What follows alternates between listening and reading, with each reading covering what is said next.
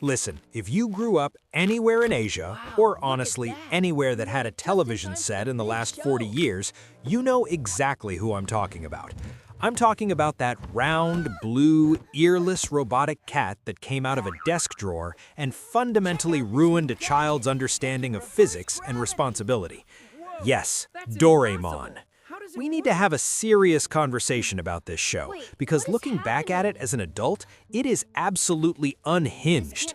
The premise alone is the kind of stuff you'd hear from a conspiracy theorist at 3 a.m. A robot travels back in time from the 22nd century to help a kid who is so spectacularly incompetent that he threatens to bankrupt his entire future lineage. Think about that for a second. Nobita Nobi isn't just bad at school. He is a statistical anomaly.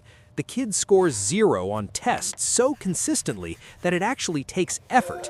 If you guessed randomly on a multiple-choice test, you would statistically get a better score than Nobita.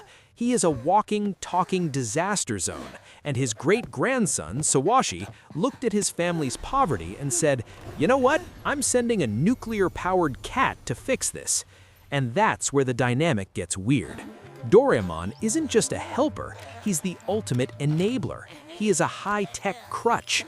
Every single episode follows the exact same psychological cycle of addiction. Nobita encounters a minor inconvenience, usually involving homework, getting beat up by Gian, or wanting to impress Shizuka, and instead of developing character or grit, he runs crying home. "Doraemon, do something!" he screams, snot running down his face. And what does our blue friend do? Does he say, "Nobita, maybe you should study"? No, he reaches into that 4-dimensional pocket, which is essentially a gateway to God-tier reality-bending technology, and pulls out a gadget that defies the laws of God and man. Let's talk about the gadgets. Some of them are innocent enough, like the bamboo copter. It's a propeller you stick on your head. Fine. Uncomfortable, probably leads to severe scalp lacerations if it malfunctions, but fine. But then you have things like the what-if phone booth or the time machine. Doraemon is casually handing over technology that can rewrite history or alter the fabric of reality to a 10-year-old boy who can't even remember to tie his shoelaces. It's like giving a loaded bazooka to a toddler and hoping he only uses it to open a juice box. Take the Anywhere door, for example. It destroys the concept of borders, privacy, and travel time. If that thing existed in real life, the global economy would collapse overnight. Airlines? Bankrupt. Logistics companies? Gone. National security? A joke. But Nobita just uses it to get to school late anyway, or to accidentally walk into Shizuka's bathroom. Speaking of Shizuka, we need to address the elephant in the room. The amount of time this poor girl spends taking baths is suspicious, but what's worse is Nobita's obsession. In any sane world, Nobita is a stalker. He uses invisibility cloaks, pass-through hoops, and remote viewing glasses. If this was a live-action Netflix drama, Nobita would be the villain. But because it's a colorful anime, we just laugh and say, "Aw, silly Nobita." No, not silly. The kid needs a restraining order, not a magical robot cat. But somehow she ends up marrying him in the future. That's the biggest plot hole in the series. Then there's the social hierarchy of the neighborhood. You have Gian, the local warlord. This kid is essentially running a totalitarian regime in the vacant lot.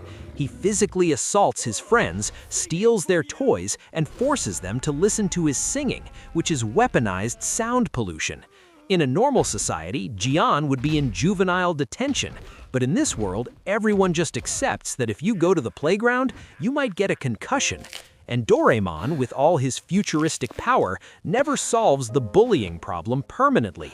He just gives Nobita a weapon to retaliate, which Nobita inevitably misuses, leading to him getting beaten up again. It's a circle of violence fueled by 22nd century tech. And we can't forget Suneo, the rich kid with the hair that defies geometry. He's the classic sycophant, sucking up to Gian for protection while flexing his toys on the peasants. Suneo represents the unfairness of capitalism. He has everything, yet he's still miserable enough to pick on Nobita. The trio of Nobita, Gian, and Suneo is a toxic friendship triangle that no amount of therapy could fix, yet they hang out every single day.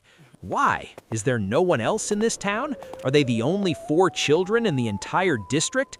It feels like a purgatory where they are forced to relive the same afternoon over and over. But let's dive deeper into the philosophy of the show. Doraemon is supposedly a defective robot from the future. That's why his ears were bitten off by a robot mouse and why he's yellow turned blue from sadness, or rust, depending on the lore you read. He's an outcast, just like Nobita. This is why the show hits so hard. It's about 2 broken beings trying to navigate a world that demands perfection.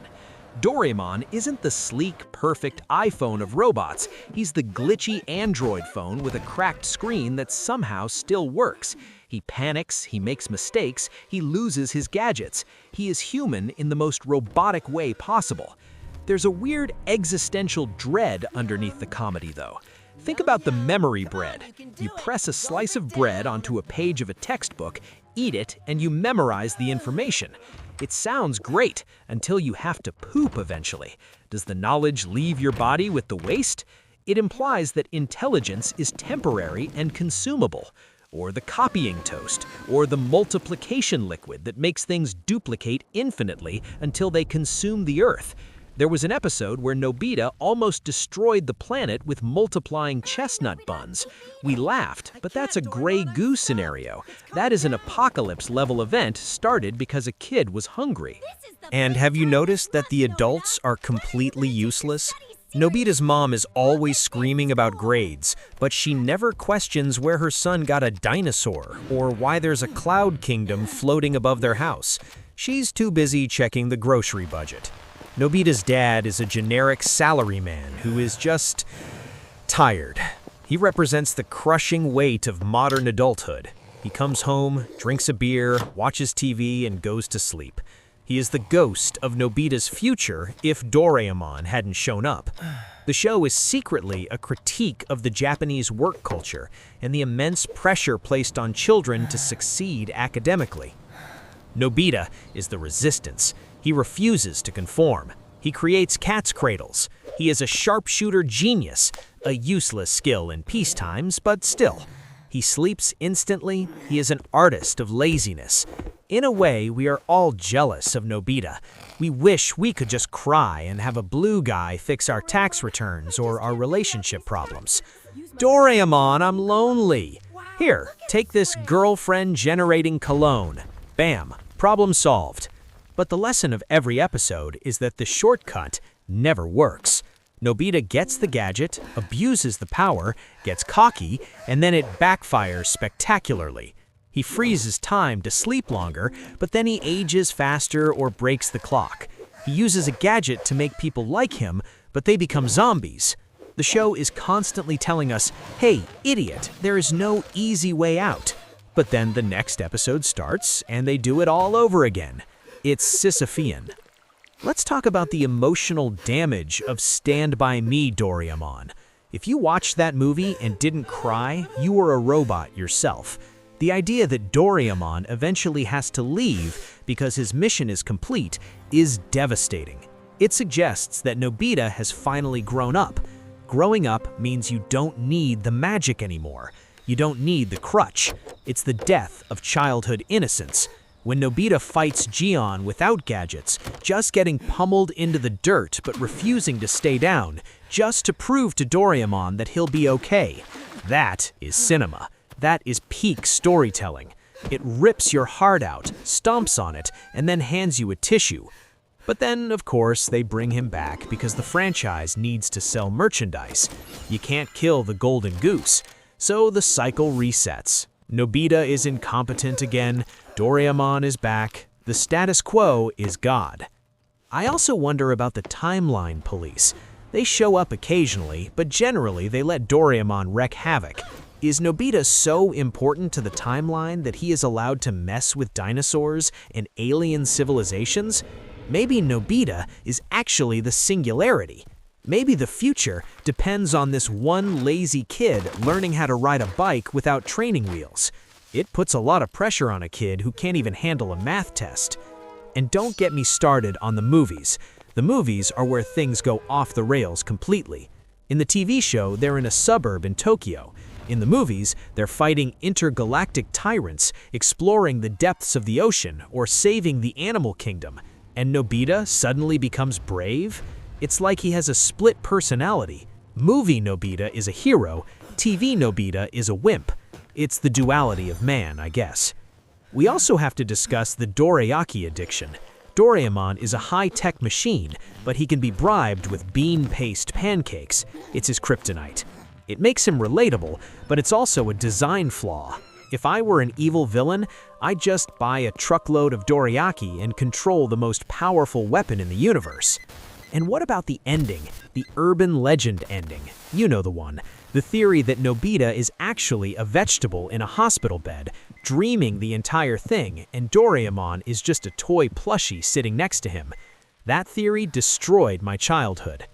The creators denied it, obviously, because it's too dark for a kid's show, but it lingers in the back of your mind. Is this escapism?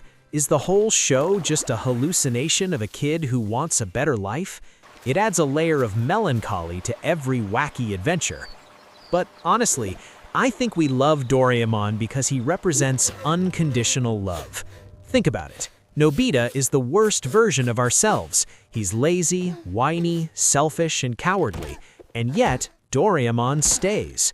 Doraemon complains, he calls him names, he gets mad, but he never leaves. He is the friend we all wish we had. Someone who sees us at our absolute lowest point, snot-nosed and failing, and says, okay, let's try to fix this. That's why we keep watching. We don't watch for the gadgets, we watch for the forgiveness. We watch because we want to believe that even if we are failures, even if we score 0 on the test of life, there's a blue robot cat somewhere who believes we can be better.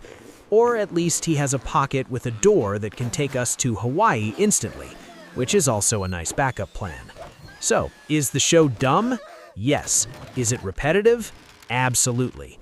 Is it logically sound? Not even a little. But is it a masterpiece? Without a doubt. It captures the essence of childhood, the desire for magic, the fear of growing up, and the comfort of having a best friend. Just, maybe don't take advice from Nobita, and if you see a blue cat, check if he has ears. If he doesn't, run, or he might accidentally send you to the Cretaceous period.